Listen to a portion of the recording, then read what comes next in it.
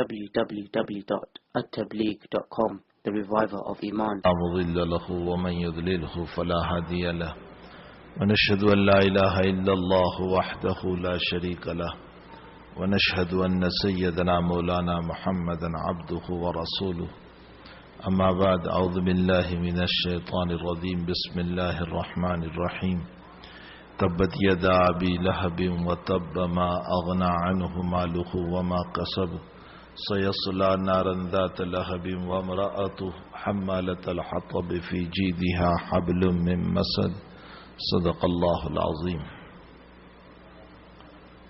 بزرگوں اور بھائیوں، نبی کریم صلی اللہ علیہ وسلم کو جب 40 سال کی مدت پوری ہوتی ہے اور آپ کی عمر 40 سال کی ہوتی ہے قریباً،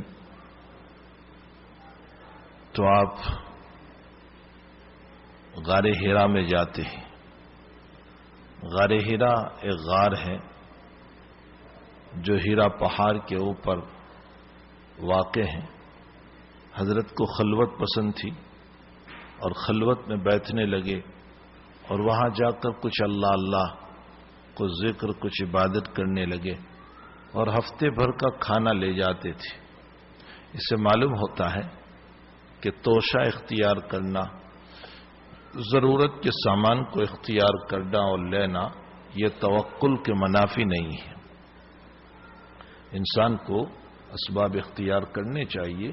نبی کریم صلی اللہ علیہ وسلم اپنا کھانا اور توشہ ساتھ لے کر جاتے تھے، تو انسان کو اپنے اسباب اختیار کرنا چاہیے. یمن والے جب حج کے لیے جاتے تھے دور جاہلیت کے اندر، تو یمن والوں کا حال یہ تھا کہ وہ اپنے ساتھ اپنی ضرورت کی چیزیں نہیں لے جاتے تھے اور یوں کہتے تھے کہ ہم تو اللہ کے مہمان ہیں، اور پھر وہاں جا کر لوگوں کے پاس بھیک مانگتے تھے. تو وقت اعلیٰ جل شانہ نے قرآن کریم میں آیت اتاری اور ارشاد فرمایا کہ جب تم حج کے لیے جاؤ یا عمرے کے لیے جاؤ تو اپنی ضرورت کے سامان کو ساتھ لے جاؤ. یہ تقویٰ ہے، یہ نہیں کہ وہاں جا کر لوگوں سے تم بھیک مانگو. آج کل بھی کچھ ایسے لوگ ہیں کہ جو وہاں بھیک مانگتے ہیں. حقیقت یہ ہے کہ شریعت نے اسباب کو اختیار کرنے سے منع نہیں فرمایا، انسان کو سبب اختیار کرنا چاہیے. پھر کبھی کبھی نبی علیہ الصلوۃ والسلام کم کھانا لے جاتے تھے تو حضرت خدیجۃ الکبریٰ رضی اللہ تعالی عنہا آپ کے کھانے کو لے کر وہاں جاتی تھی. آپ ایک انداز لگائیں کہ خدیجۃ الکبریٰ رضی اللہ تعالی عنہا عورت ذات ہے. ہمارے لیے اس پہاڑ پر چڑھنا مشکل ہے، 2-3 گھنٹے لگ جاتے ہیں تب جا کر ہم اس پہاڑ پر چڑھ پاتے ہیں. تو خدیجۃ الکبریٰ باوفا عورت جو نبی علیہ الصلوۃ والسلام کی انتہائی وفادار بیوی، وہ کیسے اوپر چڑھتی ہوگی اور وہ کھانا لے جاتی ہوگی. اللہ کرے کہ ہماری عورتوں کا مزاج اپنے شوہروں کی خدمت کا وہ بن جائے جو ازواج مطہرات کا تھا. جو ازواج مطہرات، جو صحابیات اللہ کے حبیب کی اور صحابہ کی خدمت کرتی تھی اور ان کے دل میں جو عظمتیں تھیں وہ عظمتیں پیدا ہو جائیں. بہرحال خدیجۃ الکبریٰ کھانا لے کر جاتی. اس میں 6 مہینے قریباً گزر گئے اور نبی علیہ الصلوۃ والسلام کا بار بار وہاں جانا. پھر ایک مرتبہ رمضان المبارک کا ٹائم تھا، آخری عشرہ ہی چل رہا تھا، 27 رمضان تھی. جبریل امین تشریف لائے اور جبریل نے آ کر زوروں سے نبی علیہ السلام کو 3 مرتبہ دبایا اور کچھ آیات قرآنیہ پیش کی. یہ پہلی وحی تھی جو نبی علیہ السلام کو دی گئی. اقرأ بسم ربک الذی خلق، خلق الانسان من علق، اقرأ وربک الاکرم الذی علم بالقلم علم الانسان ما لم یعلم. یہ پہلی وحی تھی. نبی علیہ السلام اس وحی کو لے کر اپنے گھر تشریف لائے اور اپنی رفیق حیات، اپنی جیون ساتھی، اپنے سکھ دکھ کی ساتھی حضرت خدیجۃ الکبریٰ کے سامنے اپنا پورا واقعہ رکھا اور فرمایا، خدیجہ میں اس طرح پر غار میں تھا اور کوئی آ گیا اور مجھے زوروں سے دبایا اور مجھے یہ کچھ آیات دی، اگر مجھے اسی طرح دباتے رہیں گے تو میں تو مر جاؤں گا. خشیت علی نفسی، مجھے میری ذات پر خوف ہے، خشیت مجھے ڈر ہے میں مر نہ جاؤں، میں ہلاک نہ ہو جاؤں۔ خدیجۃ الکبریٰ رضی اللہ تعالی عنہا نے پہلے ہی وہلہ میں اپنے نبی کو تسلی دینے کے لیے پہلا ہی جو لفظ ارشاد فرمایا، کلا، ہرگز نہیں، آپ نہیں مرو گے، آپ ہلاک نہیں ہوں گے، آپ کو کوئی برباد نہیں کر سکتا ہے، کلا، ہرگز نہیں۔ حالانکہ خدیجہ نے نہ آج تک ایمان کا لفظ سنا، نہ نبوت کا لفظ سنا، نہ وحی کا لفظ سنا، آج تک کچھ سنا ہی نہیں تھا۔ یہ تو پہلا مسئلہ ابھی پیش آ رہا ہے، نہ ایمان کا لفظ سنا، نہ نبوت کا لفظ سنا تھا، نہ رسالت کا لفظ سنا تھا، نہ وحی کا لفظ سنا تھا، کچھ سنا ہی نہیں تھا، لیکن اس کے باوجود تسلی دے رہی ہے، کلا، ہرگز نہیں۔ جس لفظ سے سب سے پہلے خدیجۃ الکبریٰ نے اپنے شوہر کو تسلی دی، وہ لفظ اللہ کو پیار آ گیا اس لفظ پر، اور وہ لفظ بہت پیارا لگا۔ نبی علیہ الصلوۃ والسلام کے تسلی کے لیے جو لفظ استعمال کیا گیا وہ اللہ کو اتنا پیارا لگا، اتنا پیارا لگا کہ اس کے بعد کی جو آیات اتاری اللہ نے، اس میں سب سے پہلے اسی لفظ سے ابتدا فرمائی، کلا لینبذن فی الحطمہ۔ اللہ نے خدیجہ کے اس لفظ کو وحی بنایا، وحی، اور قیامت تک یہ لفظ قرآن میں تلاوت کیا جائے گا۔ اور پھر خدیجۃ الکبریٰ نے نبی علیہ السلام کے کچھ اوصاف بیان فرمائے اور فرمائے، انک لتصل الرحیم وتقصب الکل وتحمل المعدوم وتقری الضیف وتعین علی نوائب الحق۔ اے میرے سرتاج، آپ تو صلہ رحمی کرنے والے، رشتہ داروں کے ساتھ حسن سلوک کرنے والے، گرے ہوئے کو اٹھانے والے، معذوروں کا تعاون کرنے والے، مجبوروں کی مدد کرنے والے، آپ تو لوگوں کے ہمدرد اور غمخوار ہیں، آپ حق کے لیے لڑنے والے ہیں۔ جو آدمی ان اخلاق سے متصف ہوتا ہے اللہ ان کو ضائع نہیں کرتا، اللہ ان کو ضائع نہیں کرتا، اللہ ان کو برباد نہیں کرتا، اللہ ان کو ہلاک نہیں کرتا۔ اس کے بعد آپ کو لے گئی ورقہ کے پاس۔ ورقہ انجیل کے بڑے ماہر تھے، انہوں نے اپنی کتاب میں نبی سے متعلق اوصاف پڑھے تھے، اگلی کتابوں میں تھی باتیں، تو وہ القاب پڑھے تھے۔ جب وہ القاب سنے، وہ باتیں سنی، تو ورقہ کہنے لگے، ارے ھذا الناموس الذی قد جاء موسیٰ، یہ تو وہی فرشتہ ہے جو موسیٰ کے پاس آیا تھا، تمہیں نبوت ملی، تمہیں نبوت ملی۔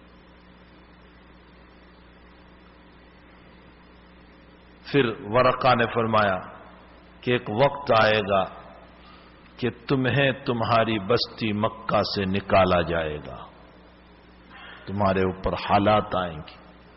تو اللہ کے نبی بڑے تعجب سے پوچھ رہے ہیں، او مخرجیہم، میری قوم مجھ کو نکالے گی، میری قوم مجھ کو نکالے گی، مجھ پر اتنا ظلم ہوگا، میں لوگوں کو حق بات بتاؤں گا تو لوگ میرے ساتھ یہ معاملہ کریں گے۔ فرمایا ہاں، کوئی بھی نبی اس طرح کی بات کو لے کر آیا ہے، اس کی قوم نے ان کے ساتھ یہی معاملہ کیا ہے،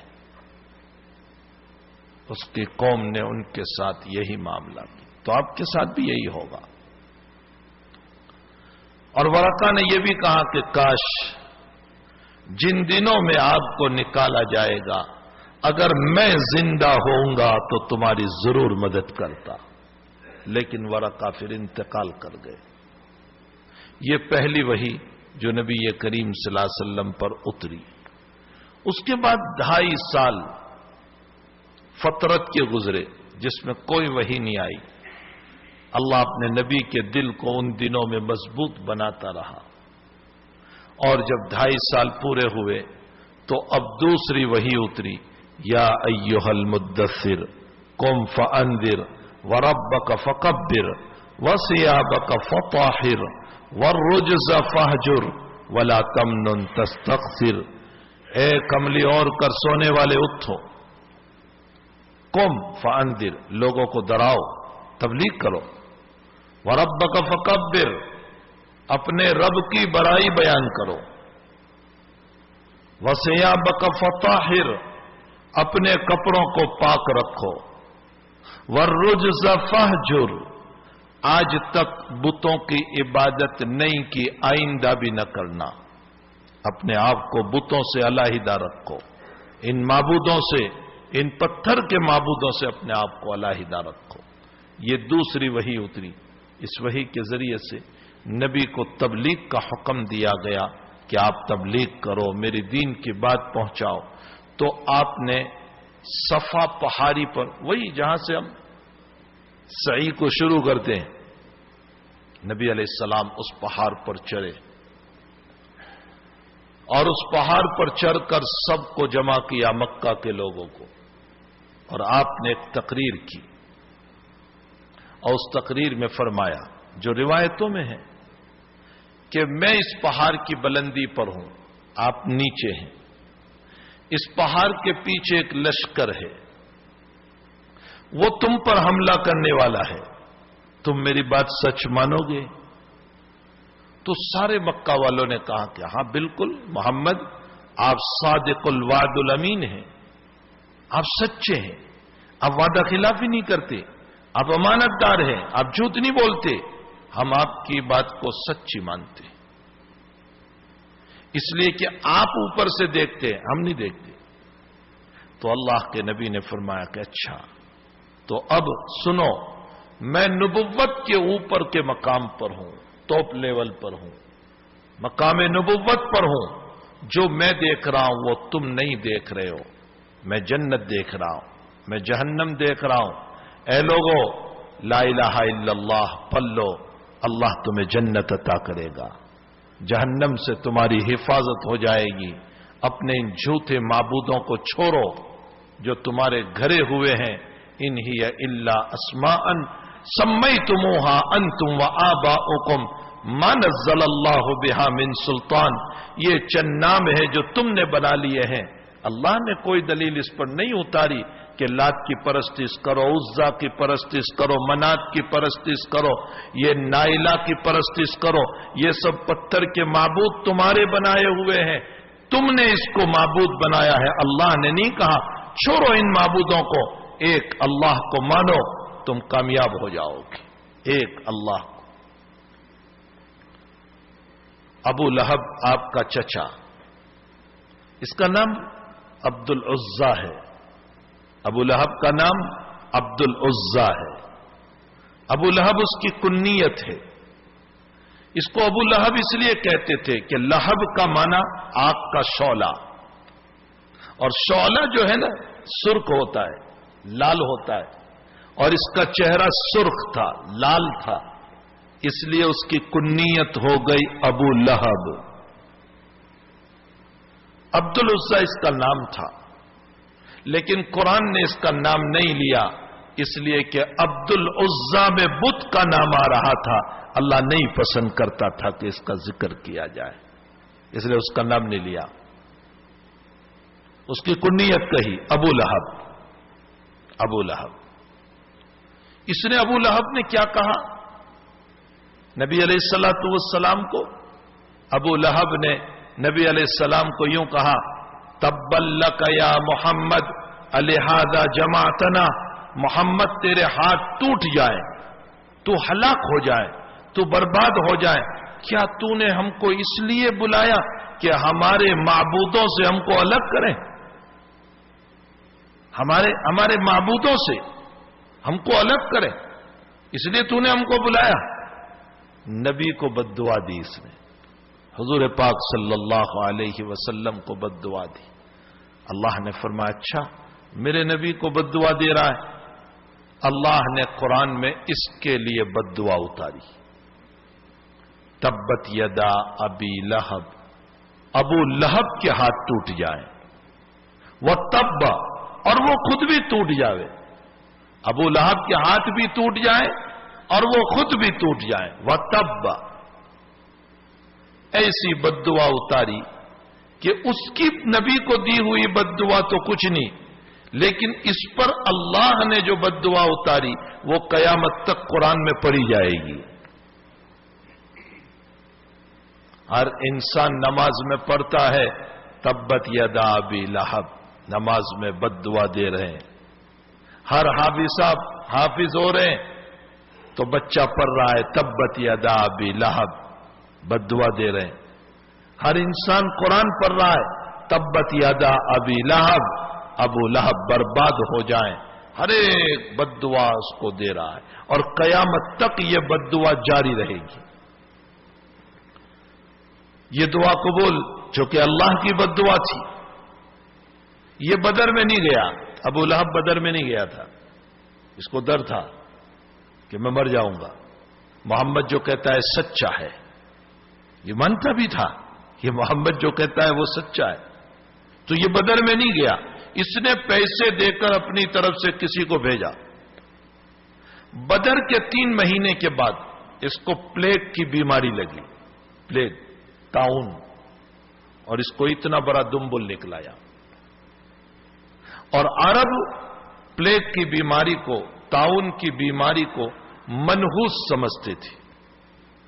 جس کو پلیگ کی بیماری لگتی تھی اس کو کوئی ٹچ نہیں کرتا تھا، اس کو کوئی ہاتھ نہیں لگاتا تھا، تو اس کو پلیگ کی بیماری اللہ نے دے دی۔ اب کوئی اس کو ہاتھ نہیں لگا رہا ہے، کیسی ذلتی، کیسی ذلتی۔ اللہ جب ذلیل کرنے پر آتا ہے تو ہو تخت و تاج سے اتار کر کے اس کو ذلیل کر دیتا ہے، اور اللہ عزت دینے پر آتا ہے تو کانٹوں کی بار سے نکال کر اس کو عزت کی گدی پر بٹھا دیتا ہے۔ کیسی ذلتی اس کی۔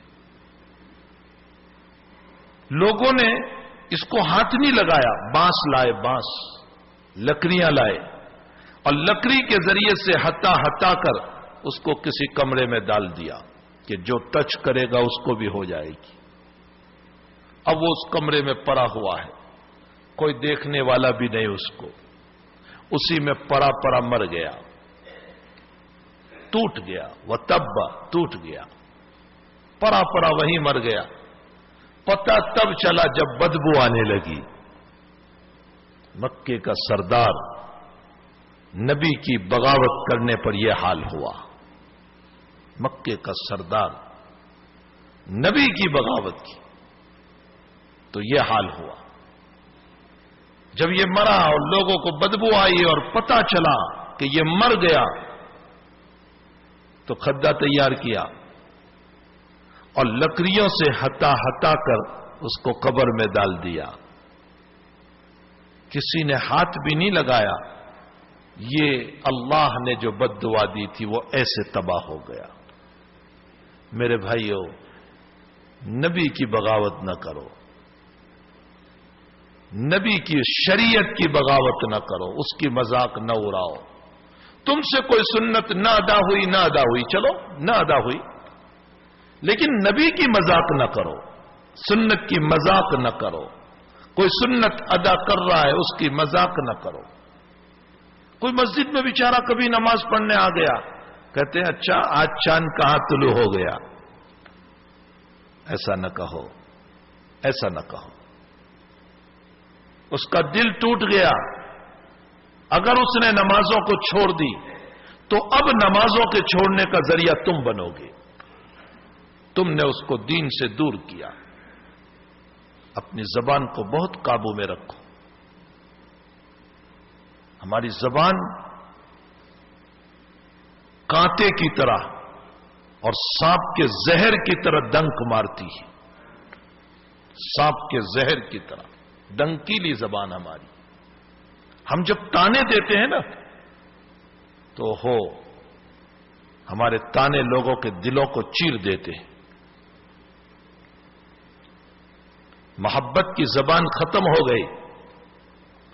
میرے بھائیوں، محبت کی زبان بولنے والے بنو، سانپ کی زبان کاٹنے والے نہ بنو.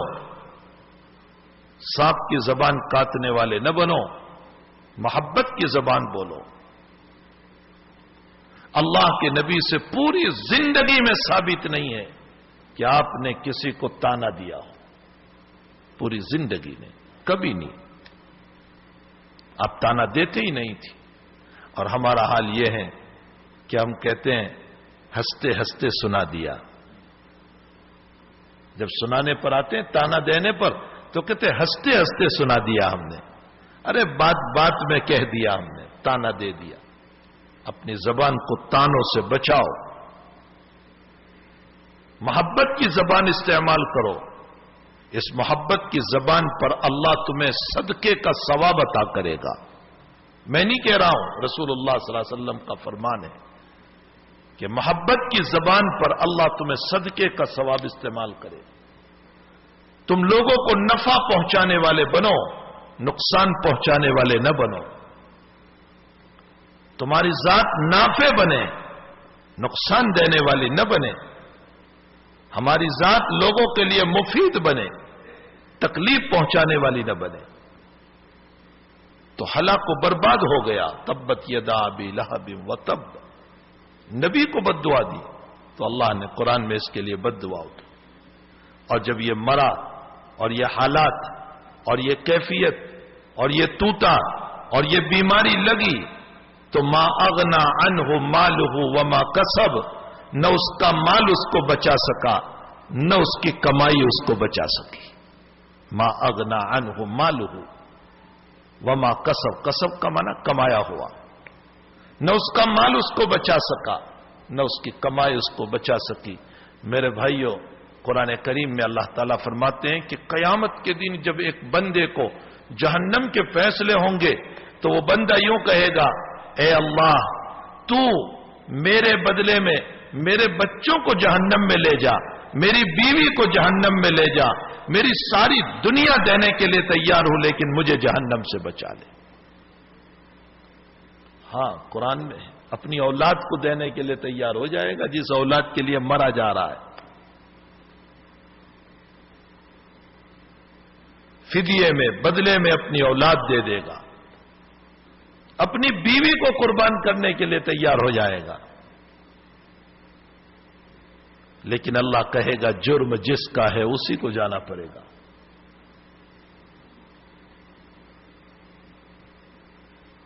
تو اس کا مال اس کو بچا نہ سکا. ما اغنا عنہ مالہ وما کسب سیصلی نارا ذات لہب. ان قریب ہم اس کو داخل کریں گے بھڑکتی ہوئی آگ میں. اللہ کہہ رہا ہے یہ تو دنیا میں ہوا، اس کی ذلتیوں کے فیصلے ہم نے دنیا میں کیے، لیکن اب آگے سیصلی نارا ذات لہب، بھڑکتی ہوئی آگ میں ہم اس کو جہنم میں لے جائیں گے. لہب، بھڑکتی ہوئی آگ. اور مناسبت بھی اس میں یہی تھی کہ اس کو بھی ابو لہب کہتے تھے. تو اس کو جس آگ میں ڈالا گیا وہ بھی لہب، بھڑکتی ہوئی آگ. سیصلی نارا ذات لہب. اور یہ اکیلا نہیں جائے گا، اس نے جہاں میرے نبی کو ستایا ہے اس کی بیوی نے بھی میرے نبی کو ستایا ہے.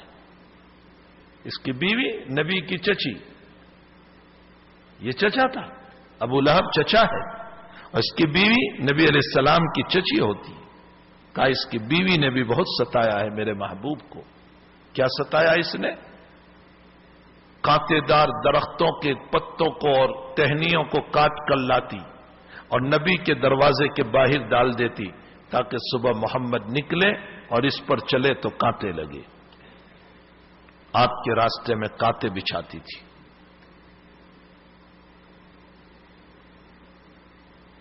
اور طرح طرح کا ظلم بخاری شریف میں ہے، کتاب التفسیر میں، کہ نبی علیہ الصلاۃ والسلام 2-4 دن تہجد کے لیے نہیں اٹھ سکے. بیمار تھے، نہیں اٹھ سکے. تو یہ پڑوس میں رہتے تھے. تو اس نے کیا کہا؟ اس کا جملہ تو سنو. ان محمدن قد ودعہ شیطانہ محمد کو اس کے شیطان نے چھوڑ دیا، اللہ کو شیطان کہا، علیاذ باللہ۔ محمد کو اس کے شیطان نے چھوڑ دیا۔ نبی کو بہت ٹھیس پہنچی، بہرحال نبی تھے، بشر تھے، دل کو چوٹ تو لگتی تھی، لوگ تانا دیتے تھے، حضرت کو بہت چوٹ لگتی تھی۔ اللہ نے تسلی دی اپنے نبی کو، والضحی واللیل اذا سجا ما ودعک ربک وما قلی، صبح کی قسم، رات کی قسم، تیرے رب نے نہ تجھ کو چھوڑا ہے اور نہ تیرا نسب ختم ہونے والا ہے۔ یہ کہہ رہے کہ شیطان نے چھوڑ دیا، تیرے رب نے تجھ کو نہیں چھوڑا میرے محبوب، ما ودعک ربک وما قلی۔ اور یہ لوگ کہہ رہے ہیں کہ محمد کا نسب ٹوٹ جائے گا اس لیے کہ اس کی میل اولاد مر گئی۔ محمد تیرا نسب کبھی ختم نہیں ہوگا، سب کا نسب میل سے چلتا ہے، میں تیرا نسب تیری بچیوں سے چلاؤں گا۔ تو آپ کی بچیوں سے نسب چلا، آج حسنی بھی ملیں گے، حسینی بھی ملیں گے، آپ کا نسب دنیا میں زندہ ہے۔ تو اللہ نے تسلی دی، ما ودعک ربک وما قلی۔ فرمایا اس کی بیوی نے بھی میرے نبی کو بہت ستایا ہے، وامرأتہ حمالۃ الحطب، اور اس کی بیوی جو لکڑیاں اٹھانے والی، اللہ کہہ رہا ہے حمالۃ الحطب، حطب لکڑیاں، حمالہ اٹھانے والی، لکڑیاں اٹھانے والی، کانٹے دار درختوں کو کاٹ کر لانے والی، نبی کے راستے میں بچھانے والی، تکلیف پہنچانے والی، فی جیدہا حبل من مسد، اس کے گلے میں ہم کوتن کی رسی ڈال کر اور کھینچ کر اس کو جہنم میں لے جائیں گی، اس کی بیوی کو بھی جہنم میں دھکیلیں گی۔ یہ اکیلا نہیں، دونوں میاں بیوی۔ میرے بھائیوں، اس صورت میں مجھ کو اور آپ کو یہ سبق ملا کہ نبی کریم صلی اللہ علیہ وسلم کو تکلیف پہنچانے پر اللہ تعالیٰ نے ابو لہب کو یہ عذاب بیان کیا۔ اگر ہم نے بھی نبی کو ستایا، نبی کے طریقوں کے اعتبار سے، نبی کی زندگی کے اعتبار سے، تو تعالیٰ ہمیں معاف نہیں کرے گا۔ یہ محبوب ہے، اللہ کا دلارا ہے، نبی علیہ السلام اللہ کے محبوب ہے، اللہ کے دلارے ہیں۔ ہمیں کوشش کرنا چاہیے کہ آپ کے طریقے والی زندگی ہمارے اندر زندہ ہو۔ اللہ ہم سب کو عمل کی توفیق عطا فرمائے۔ آج طبیعت کو ڈھیلی ڈالی ہے، اس لیے میں نے کچھ مختصر گفتگو کر دی، چونکہ طبیعت میں نہ نشاط ہے نہ چستی ہے اور کچھ بخار سا بھی ہے۔ اللہ تعالی ہمیں عمل کی توفیق عطا فرمائے۔ اللہم صلی وسلم دائما ابدا علی حبیبک خیر الخلق کلہم۔ ربنا آتنا فی الدنیا حسنہ وفی الآخرۃ حسنہ وقنا عذاب النار۔ اللہم اعنا علی ذکرک وشکرک وحسن عبادتک۔